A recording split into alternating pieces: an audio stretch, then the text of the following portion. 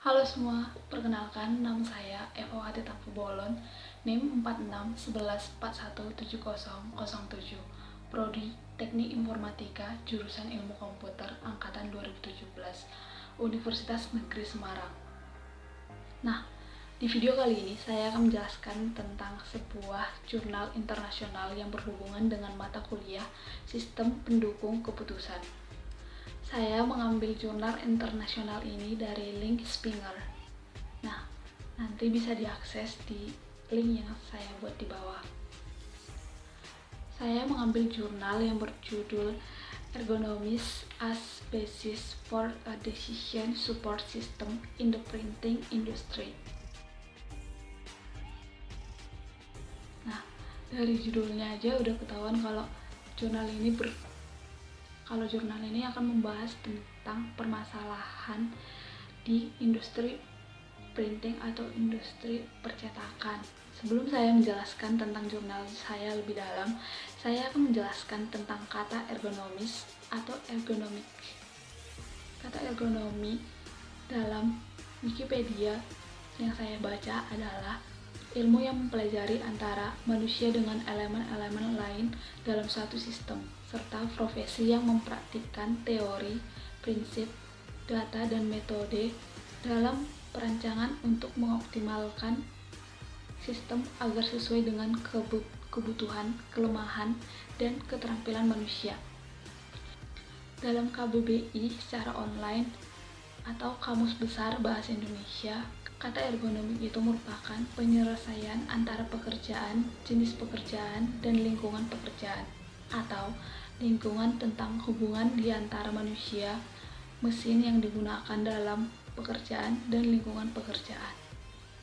Saya akan menjelaskan tentang jurnal saya lebih dalam lagi. Selanjutnya, bagian abstrak dari jurnal. Pada jurnal internasional ini dijelaskan bahwa sebuah pabrik percetakan seperti percetakan koran harus mencetak surat kabar di malam hari dengan waktu yang singkat agar di pagi harinya surat kabar dapat siap didistribusikan kepada konsumen. Pada saat melakukan percetakan, terdapat beberapa pemasangan informasi secara manual seperti pemasangan suplemen yang berbentuk brosur atau lainnya, serta pabrik percetakan harus mendesain sedemikian rupa agar surat kabar dengan suplemen tambahan itu dapat menarik sehingga para konsumen tertarik untuk membacanya. Di dalam jurnal dijelaskan bahwa sistem pendukung keputusan ini digunakan untuk menentukan jumlah karyawan sewaan yang digunakan untuk memasang informasi tambahan atau suplemen tambahan secara manual, yang dimana harus memerhatikan sistem baru pula. Sistem baru ini mencakup tentang peningkatan 13% data produktivitas, pengurangan untuk biaya yang lebih, seperti biaya-biaya yang dapat dikurangi, dan pengurangan dalam menyewa ketenaga kerjaan, sehingga sistem ini dapat digunakan untuk perencanaan staf jangka pendek. Dalam jurnal akan dijelaskan tentang sistem pendukung keputusan yang akan membantu untuk menentukan jumlah karyawan sewaan, namun memperhatikan juga biaya dan dana dari perusahaan sehingga tidak ada peningkatan biaya yang berlebihan. Suplemen tambahan atau informasi tambahan ini dapat berupa brosur iklan, penawaran khusus, barang-barang hadiah, atau iklan-iklan dari perusahaan yang dipasang secara manual di dalam surat kabar yang akan didistribusikan nantinya.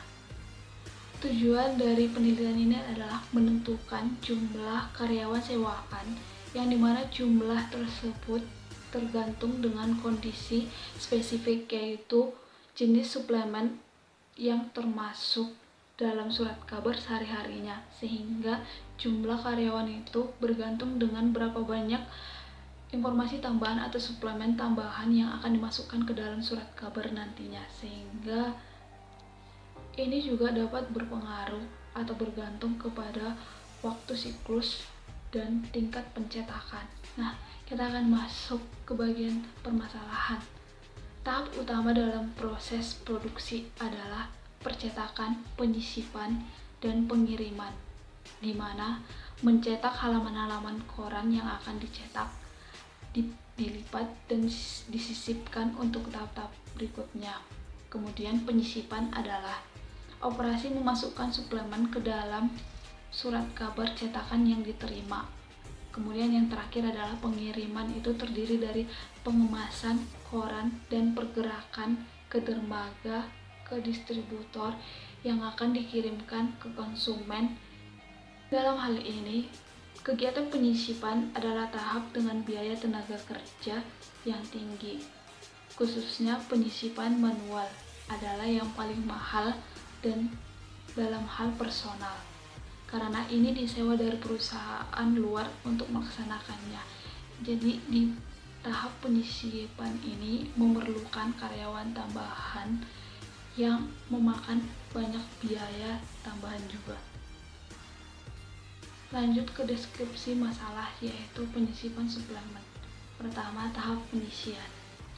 Dalam jurnal ini dijelaskan bahwa terdapat 2 tahap penyisian, yaitu tahap penyisian suplemen otomatis dan tahap penyisian suplemen manual.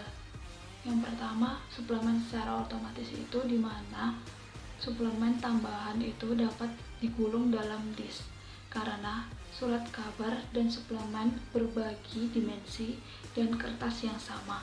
Yang kedua, suplemen secara manual, di mana disk dan surat kabar itu berbeda dimensi sehingga terjadi penambahan kerja. Surat kabar dan suplemen tambahan berbeda kertas. Kemudian lanjut ke pekerjaan dalam operasi pertama, yaitu pengaturan penyisipan. Dalam hal ini, pengaturan penyisipan tergantung dengan jumlah paket yang diterima, jumlah unit satuan yang akan dimasukkan dalam surat kabar nantinya, sehingga biaya dari setiap unit akan berbeda dengan jumlah unit lainnya, tergantung jumlah suplemen tambahan yang akan dimasukkan ke dalam surat kabar. Selanjutnya, pekerjaan dan operasi 2 atau feed line, di mana dalam bagian ini penentuan jumlah pekerjaan yang untuk diberi makan akan diatur dalam hal ini. Juga perhitungan waktu siklus standar untuk bekerja tambahan, serta yang terakhir penetapan batas ergonomis. Tahap klasifikasi suplemen ini menjelaskan tentang jumlah suplemen yang pasti untuk dimasukkan ke dalam kabar nantinya. Tahap selanjutnya yaitu penentuan kebutuhan personal. Setelah terkumpulnya data-data dari hasil analisis atau dari beberapa pabrik, maka akan dilakukan eksperimen. Pada jurnal ini dijelaskan bahwa eksperimen yang dilakukan sebanyak 3 kali. Kita dapat membaca secara rinci dalam jurnal. Yang terakhir, kesimpulan dari jurnal ini adalah studi ini dilakukan di pabrik percetakan sebuah perusahaan yang produksinya diperkirakan akan tumbuh secara substansiasi di tahun-tahun mendatang. Aliran dan proses diperlukan untuk melakukan perubahan operasional untuk memastikan kualitas dan meningkatkan kapasitas. Sekian presentasi jurnal internasional dari saya. Apabila saya melakukan kesalahan sengaja atau tidak sengaja dalam pengucapan kalimat atau penyampaian informasinya, saya mohon maaf. Terima kasih atas waktu yang Anda berikan untuk menonton video saya ini. Terima kasih dan bye-bye. See you next video.